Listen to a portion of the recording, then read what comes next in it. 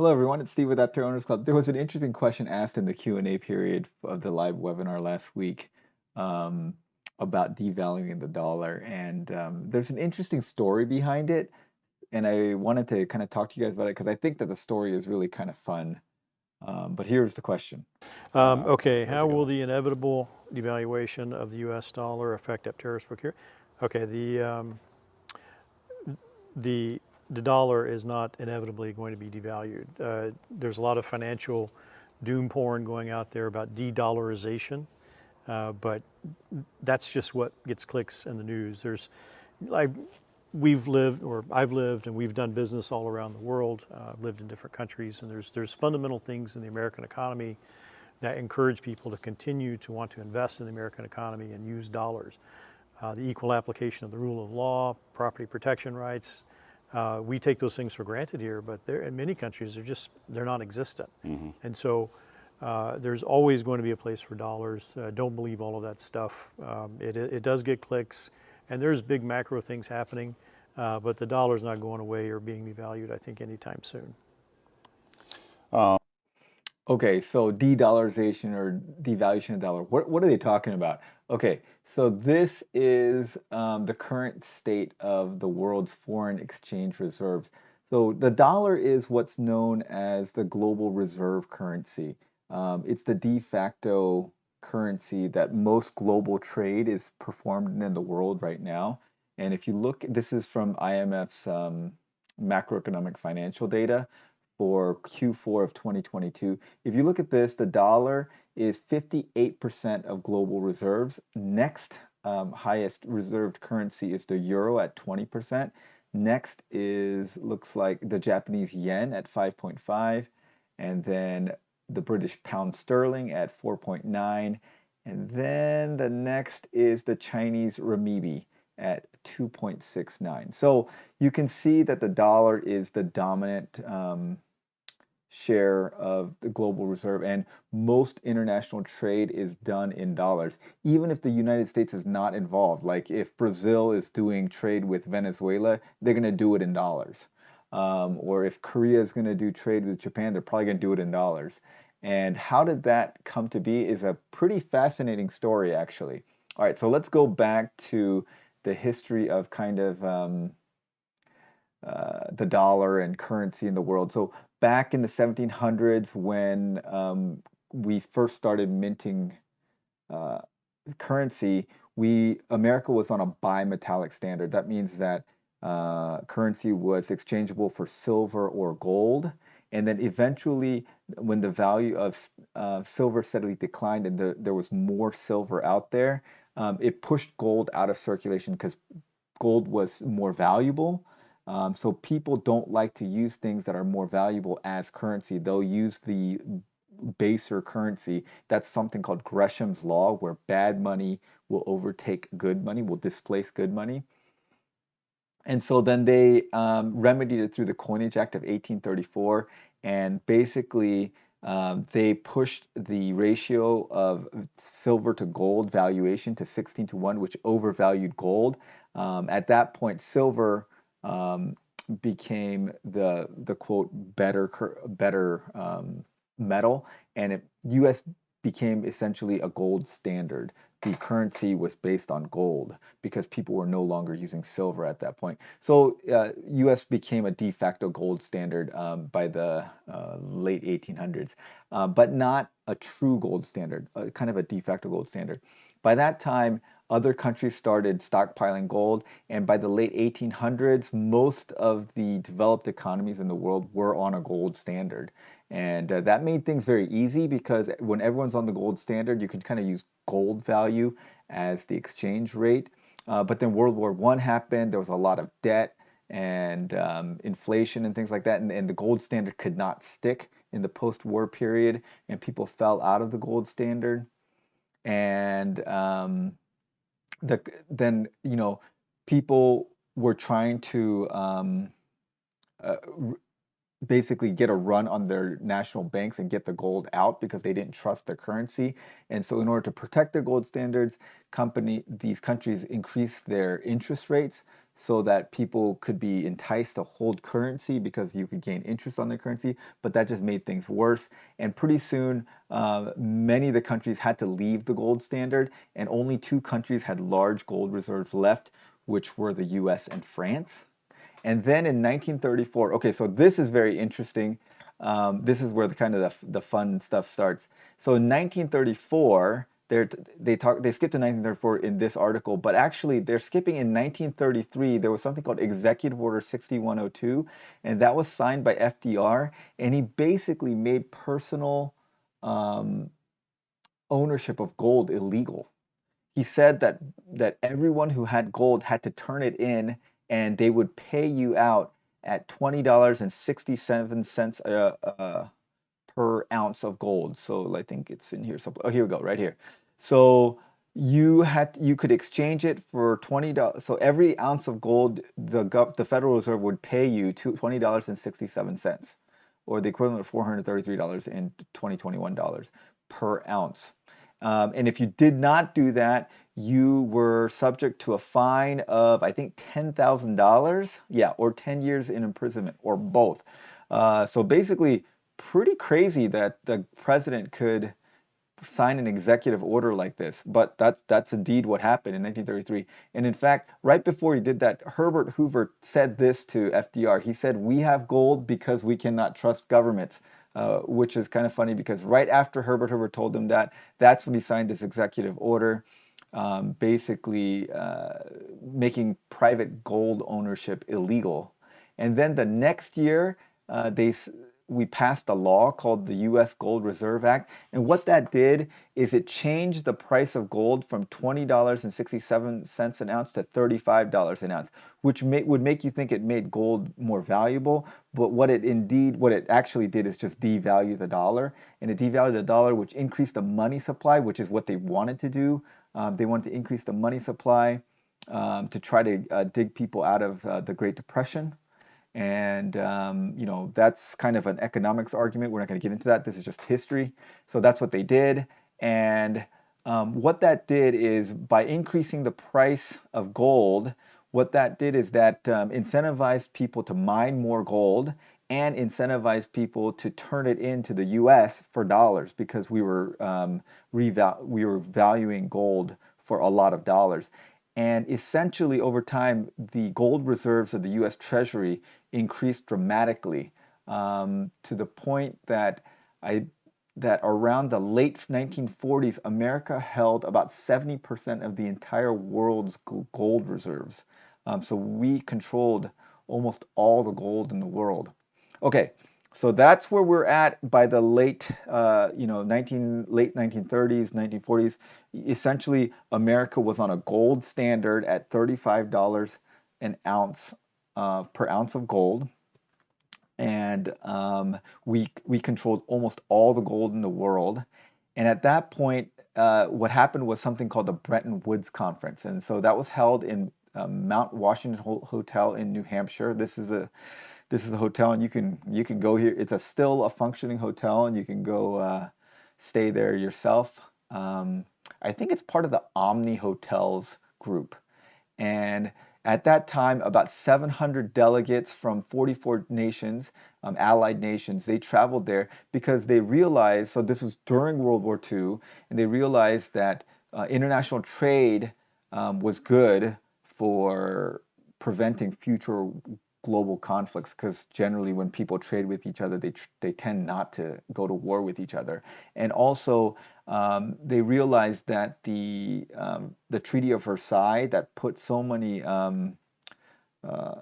that punished Germany, basically sent Germany into hyperinflation and economic turmoil, which kind of gave rise to populism, and and the rise of the Nazi Party, and demagogues like Hitler could take over in kind of tumultuous, chaotic economic environments like that. So they didn't want to do that again. They realized that was a problem, and they wanted to foster international trade, and they wanted to figure out an economic system. So at that time, it was basically a sort of a duel between these two men. This guy is someone that we've probably almost everyone's heard of, John Maynard Keynes. And this guy is a guy that almost no one's heard of, and his name is Harry Dexter White. So John Maynard Keynes, obviously, probably one of the most famous and influential economists in history. Um, he was known to be extremely intelligent, extremely bright, was treated as a rock star at this conference. Everyone knew who he was. In fact, there's a quote from Bertrand Russell, and Bertrand Russell himself was a very influential, one of the geniuses of the 20th century. He's a Nobel laureate, he's a mathematician, logician. He had an influence on a bunch of subjects like computer science, artificial intelligence, linguistics. He wrote Principia Mathematica. Anyway, he is quoted. He said that Keynes' intellect was the sharpest and clearest that I've ever known. When I argued with him, I felt like I took my life in my hands, and I seldom emerged without feeling something of a fool. So, I mean, uh, this guy was basically um, the premier person at this conference. Like everyone knew who he was. This guy was the assistant to the Secretary of the Treasury for the United States, Harry Dexter White. So John Maynard Keynes was the economic advisor for the United Kingdom. Up until before World War II, the United Kingdom and the British pound was probably the dominant economic system in worldwide trade, and they wanted to hang on to that. And so Keynes's idea was to create a new international currency that he called Bancor, and then he basically wanted the United Kingdom to kind of control it administratively.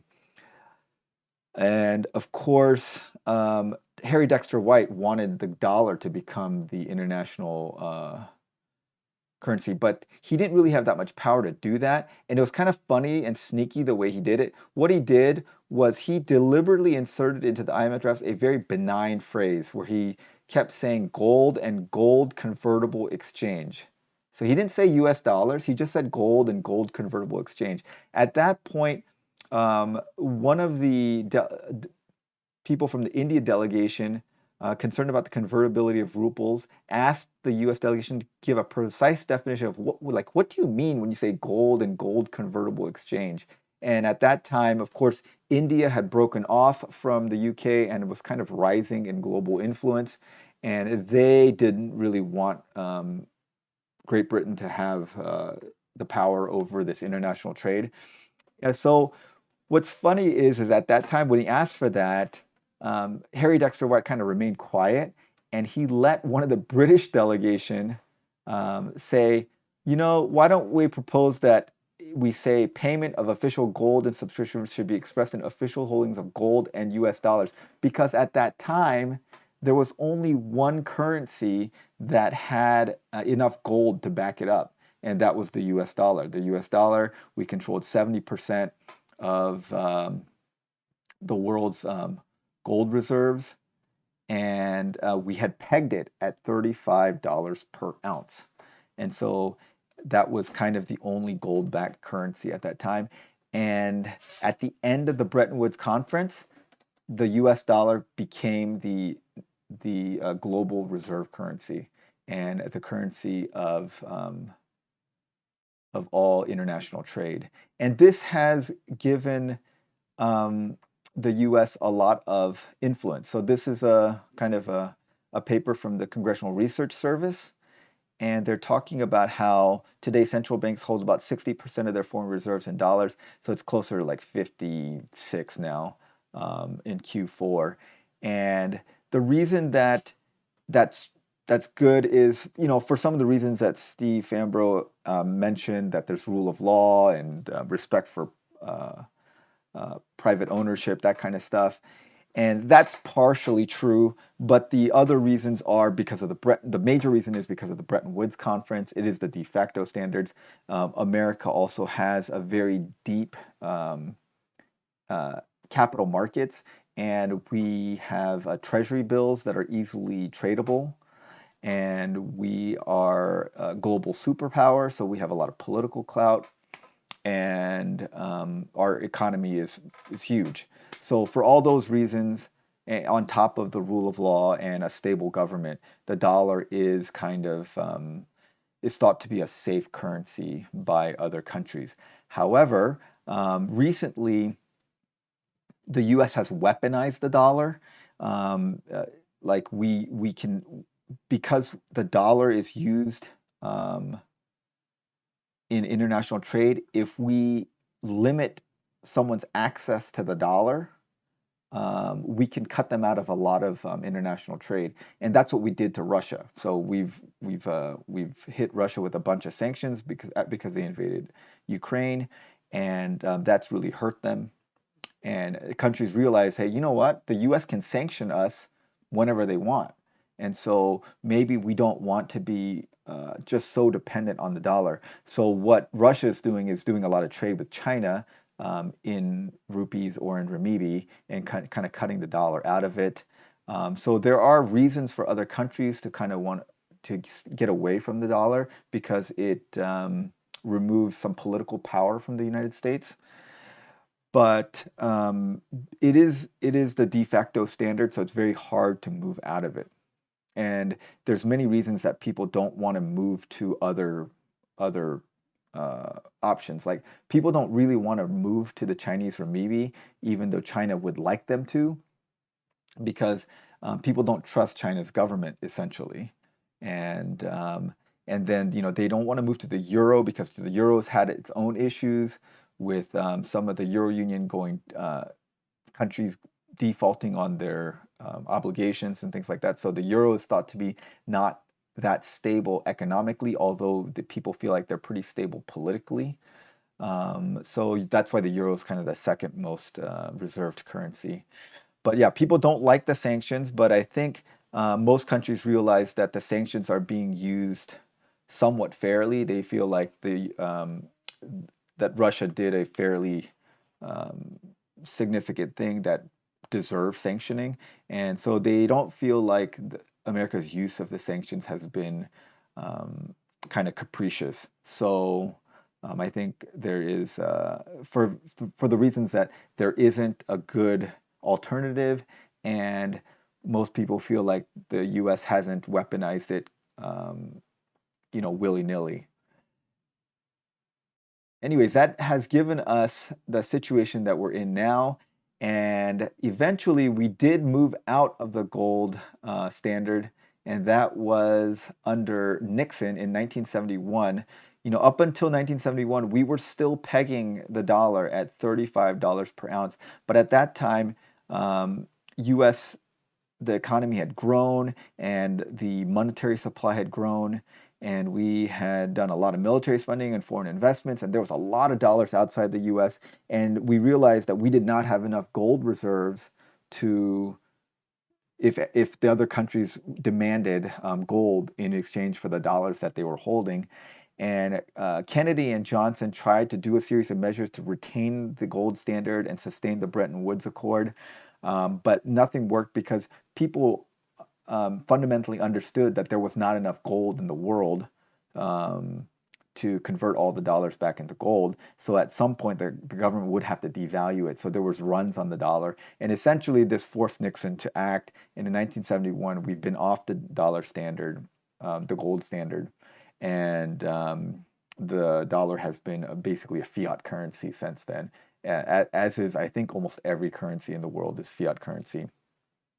And and whether or not fiat currency is a problem is up for debate. Um, that is, it kind of depends on whether you feel like governments and central banks are reliable stewards of monetary supply and fiscal policy. And some would say yes, and some would say no. But there are advantages and disadvantages to being on the gold standard versus fiat currency. Anyways, that's how we ended up. I thought the very interesting story was the story between Keynes and Harry Dexter White, and how kind of Harry Dexter White outmaneuvered Keynes at Bretton Woods. As it turns out, Harry Dexter White turned out to be a Russian spy, and he worked for the State Department in the Treasury, At the same time, he was talking to KGB agents and passing information to the Russians throughout the 1940s and 1950s. Um, but during the Bretton Woods Conference, he did ensure that the U.S. Became the foreign reserve currency, and that has a lot of advantages for the U.S. in that we can get debt very cheaply, and it probably saves the U.S. economy about $100 billion a year, and it does give us a lot of political clout being able to sanction people because we control the dollar, and it makes international trade very easy for us. It has some disadvantages in that we're not able to devalue our currency if we need to, makes exports harder because our exports are more expensive because being the reserve currency of the world, you don't necessarily control your own currency because so many other countries hold your currency, and so you can't manipulate your currency. Like China was manipulating their currency and devaluing it on purpose to make their international trade a little bit easier, and that was one of the other reasons that people don't want to go in with the renminbi because of China's history of currency manipulation. But the dollar, we can't manipulate our currency even if we wanted to because it's international reserve currency. So it has its being an international reserve currency has its positives and negatives, but mostly I think it's a positive and has helped the United States economy and political clout quite a bit since the 1940s. And because there's no viable alternative, I agree with Steve Fambro. I don't see it going away anytime soon, at least for the next several decades. Of course, I'm not an economist. I'm just someone that finds this kind of stuff interesting. But anyways, I thought that question from the Aptera live seminar about dollar devaluation reminded me of the story of the Bretton Woods conference. When I heard about it, I thought it was an interesting story. So thought you guys might enjoy it. So thanks for watching, and have a great day, everyone.